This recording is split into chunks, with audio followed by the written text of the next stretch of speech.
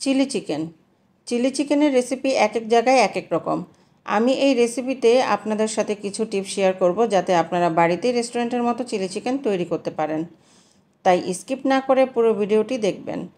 আশা করছি আমার এই রেসিপিটি আপনাদের ভালো লাগবে। হ্যালো এভরিওয়ান, আসসালামু আলাইকুম। মারুফাস কিচেনে সবাইকে স্বাগতম। আমার আজকের রেসিপি হচ্ছে চিলি চিকেন। প্রথমেই নিয়ে নেব চিকেন। এখানে আমি চিকেনের ব্রেস্ট পিস নিয়েছি। কেউ চাইলে লেগ পিস দিয়েও এই রেসিপিটি তৈরি করতে পারেন, তবে সেক্ষেত্রে চিকেনটাকে বোনলেস করে নিতে হবে। এখন দেখিয়ে দিচ্ছি চিকেনটা কিভাবে কাটতে হবে।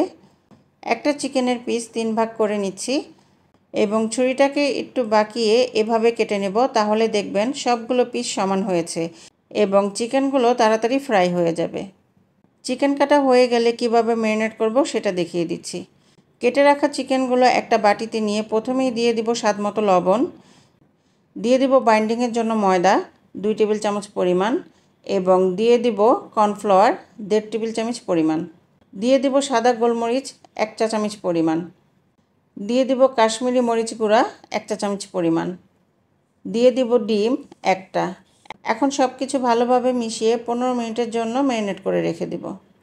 আর ততক্ষণে কিছু শুকনো মরিচ একটা সসপ্যানে দিয়ে 1/2 কাপ পরিমাণ পানি দিয়ে বয়ল করে নিচ্ছি।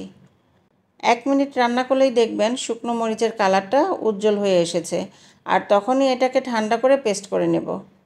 আর এই চিলি পেস্টের কালারটা খুবই সুন্দর আসবে। এভাবে চিলি পেস্ট করে তরকারি রান্না করলে তরকারির কালারটা খুবই সুন্দর আসবে। এখন চিলি চিকেনের জন্য 2 ধরনের ক্যাপসিকাম নিয়েছি। প্রথমেই রেড বেল পেপার কেটে নিচ্ছি, একটু মোটা করে কেটে নেব, ঠিক এইভাবে। আমি গ্রিন ক্যাপসিকামটাকেও একইভাবে কেটে নিচ্ছি। আমি 3টা মাঝারি সাইজের পেঁয়াজও একই শেপে কেটে নিয়েছি, আর কেটে নিয়েছি কয়েকটি কাঁচামরিচ। এবার চিকেনগুলো ফ্রাই করে নেব। এই জন্য চুলায় একটি কড়াই বসিয়ে দিয়ে দিব পরিমাণ মতো তেল। তেল গরম হয়ে এলে ম্যারিনেট করা চিকেনগুলো ফ্রাই করে নেব। সবগুলো চিকেন আমি একবারে দিব না, ব্যাচ ব্যাচ করে ভেজে নিতে হবে। প্রথম ব্যাচে ভাজা চিকেনটা আমি আপনাদেরকে একটু ভেঙে দেখাচ্ছি।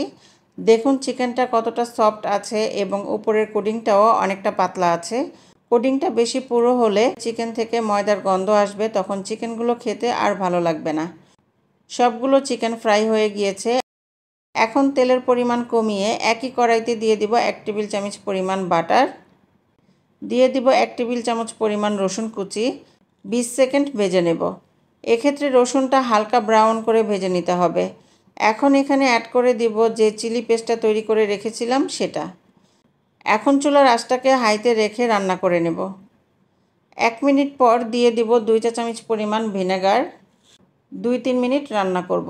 যখন মরিচের পেস্টটা দানা দানা হয়ে যাবে তখনই বুঝবেন এগুলো রান্না হয়ে গিয়েছে। আর তখনই দিয়ে দিব 2 ধরনের ক্যাপসিকাম, পেঁয়াজ এবং কাঁচামরিচ ফালি।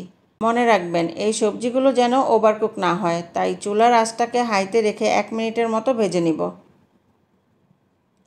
এখন দিয়ে দিব টমেটো কেচাপ 1/2 কাপ পরিমাণ, দিয়ে দিব 2 টেবিল চামচ পরিমাণ চিলি সস, দিয়ে দিব ডার্ক সয়া সস 1 টেবিল চামচ পরিমাণ।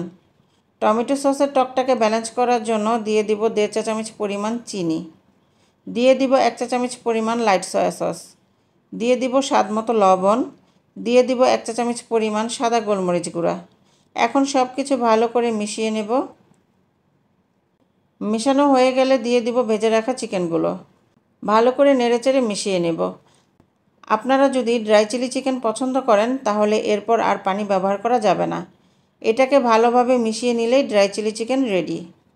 যেহেতু আমি চিকেনটাকে রাইসের সাথে পরিবেশন করব, তাই এখানে দিয়ে দিব 1/2 কাপ পরিমাণ পানি। পানিটা ফুটে উঠলে দিয়ে দিব কর্নফ্লাওয়ার। আমি আগে থেকেই 1 চামচ কর্নফ্লাওয়ার পানির মধ্যে গুলিয়ে রেখেছিলাম, আর সাথে সাথেই দেখবেন এটা অনেকটাই ঘন হয়ে আসবে। আর তখনই দিয়ে দিব ধনেপাতা কুচি। তৈরি হয়ে গেল চিলি চিকেন।